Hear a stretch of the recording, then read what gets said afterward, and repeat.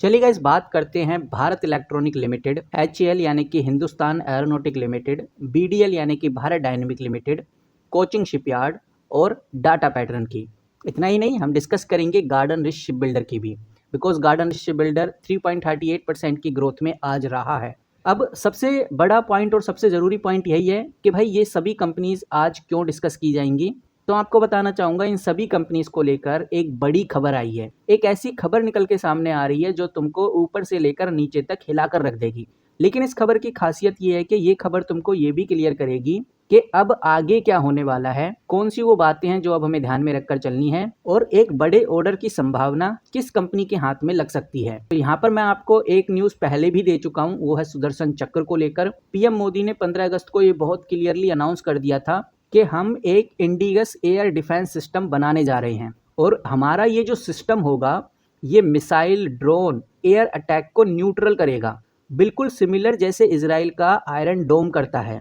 इसका मतलब साफ है, इंडिया यही कहना चाह रहा है कि इंडिया इम्पोर्टेंट मिलिट्री और सिविलियंस इंस्टॉलेशंस जैसे रिफाइनरीज, सिटीज़ या डिफेंस बेस को प्रोटेक्ट करने के लिए ये एयर डिफेंस सिस्टम बनाने जा रहा है। इस एयर डिफेंस सिस्टम का नाम रखा है सुदर्शन चक्र। मतलब इंडिया का एक ऐसा मिसाइल शील्ड बनाया जा रहा है जो चाइना और पाकिस्तान से आ रहे खतरे को डायरेक्टली काउंटर कर सके। अब ये कदम इंडिया को इसलिए उठाना पड़ रहा है क्योंकि अभी आप इधर देखिए, जो पाकिस्तान के आर्मी चीफ हैं उन्होंने रिसेंट में एक स्टेटमेंट दिया है कि अगर कॉन्फ्लिक्ट हुआ तो वो इंडियन एसेट्स के ऊपर हमला करेंगे। इंडियन एसेट्स में से उन्होंने एक का नाम भी लिया, आप देख सकते हैं, जैसे जमुनानगर रिफाइनरी जो कि गुजरात में है, रिलायंस इंडस्ट्री हो गया। और इसीलिए इस रिस्पॉन्स में मोदी ने ये प्रोजेक्ट अनाउंस किया है। यहाँ तक कि ये भी बोला है कि इंडिया अपनी एयर डिफेंस कैपेबिलिटी को वर्ल्ड क्लास लेवल पर ले जाएगा और वो किसी भी अटैक को क्विक और पावरफुल जवाब देने के लिए तैयार है। इतना ही नहीं, भारत सरकार ने यह भी सीधा इशारा किया है कि हमने कोविड में वैक्सीन बनाई थी, हमारा UPI भी खुद का ही बनाया हुआ है, वैसे ही हम जेट इंजन भी खुद ही बनाएंगे। ये स्टेटमेंट काफ़ी इंपॉर्टेंट है क्योंकि ये बात हम बहुत अच्छे से जानते हैं, जो HAL है यानी कि हिंदुस्तान एरोनॉटिक है, उसकी हमेशा तेजस फाइटर जेट की डिलीवरी डिले होती है। और जो तेजस फाइटर जेट है इसके अंदर जो इंजन यूज़ होता है वो GE एरोस्पेस का होता है। और GE एरोस्पेस एक अमेरिकन कंपनी है जो हमेशा इंजन डिले करती है, डिलीवरी टाइम पर नहीं देती। इसीलिए गवर्नमेंट चाहती है कि अब completely made in India jet engine बनाए जाएं। तो ये बात हमें ध्यान में रखकर चलनी है। और जैसा आप देख सकते हैं, ये है भारत इलेक्ट्रॉनिक लिमिटेड, आज लगभग 0.57% के डाउनफॉल में रहा। ये है HAL जो कि 0.95% के डाउनफॉल में रहा।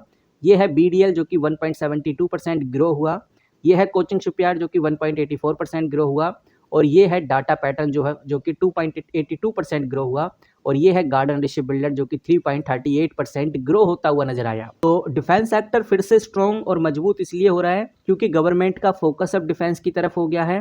इंडिगस प्रोजेक्ट्स बनाने के ऊपर फोकस गवर्नमेंट का हो गया है, और अगर इंडिगस प्रोजेक्ट बनेंगे तो इंडियन कंपनीज को ही बड़े ऑर्डर मिलेंगे। तो अगर हम एक लाइन में चीज़ों को समझें तो साफ नज़र आता है कि पीएम मोदी ने अनाउंस करके एक सिग्नल दिया है कि इंडिया अपना आयरन डोम बनाने जा रहा है जो कि एक एयर डिफेंस सिस्टम है। जेट इंजन इंडिया खुद का बनाने जा रहा है। इससे डिफेंस कंपनी को फ्यूचर में ज़्यादा ऑर्डर मिलेंगे, इसीलिए आज डिफेंस सेक्टर तेजी में है।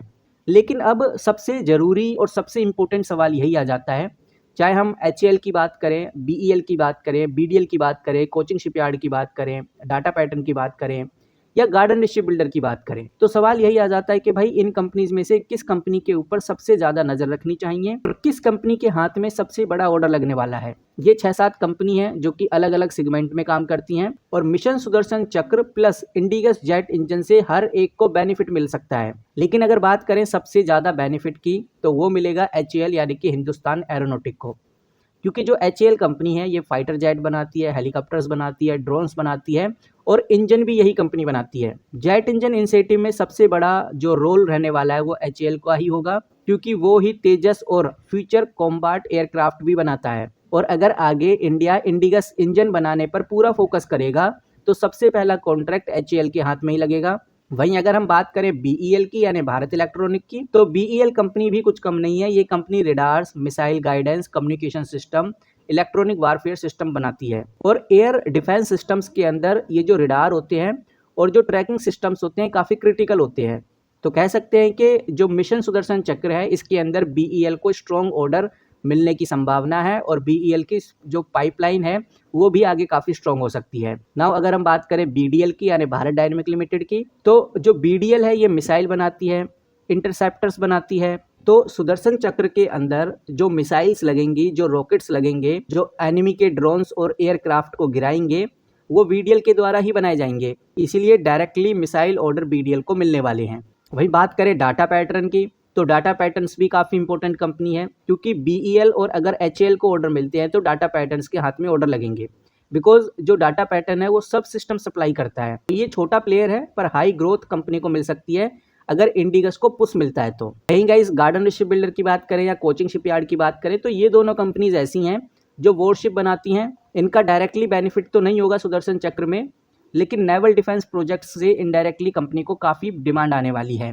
तो ओवरऑल अगर हम सीरीज़ में रखें तो सबसे ज़्यादा जो बेनिफिट अगर आने वाले दिनों में देखने को मिलेगा वो HAL के अंदर देखने को मिलेगा, फिर BEL यानी भारत इलेक्ट्रॉनिक के, उसके बाद BDL, देन हम कह सकते हैं डाटा पैटर्न। इन सब के बाद अगर बेनिफिट की बात करें तो गार्डन रिच शिप बिल्डर, और लास्ट में हमें कोचिंग शिपयार्ड में बेनिफिट्स देखने को मिलेंगे। बिकॉज जो कोचिंग शिपयार्ड है अब इसने अपने बिजनेस को 2 पार्ट्स में डिवाइड कर लिया है। एक तो ये कॉमर्शियल शिप बनाती है, ऊपर से डिफेंस भी बनाती है, और ये शिप रिपेयरिंग में भी अब आगे बढ़ रही है।